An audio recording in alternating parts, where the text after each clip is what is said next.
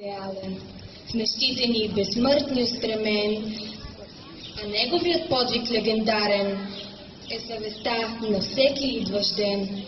В безсмъртна песен Ботев го възпя, за него Вазов разкази написа. Загина той, но делото успя. България от гнето свободи се. Изпълни се заветната му цел. Честно българско сърце, днес неговото скъпо име слави. Апостолът израства като истински народен вожд и дава навеки непомръкващ пример за изпълнен до край патриотичен и човешки дълг. Личността, идеите и делото на Васил Левски са близки до нашата съвременност.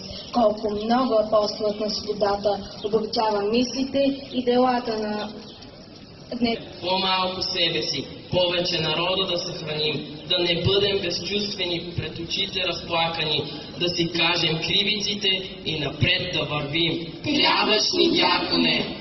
Когато от древни грижи животът ти изглежда нелеп, когато сме слаби и когато заякваме, трябваш ни като най-близък човек, трябваш ни, дяконе! За да се научим своята работа да вършим сами и вече нищо наготово да не чакаме, да не газим от бита, а своите пориви да летим. Трябваш ни, дяконе!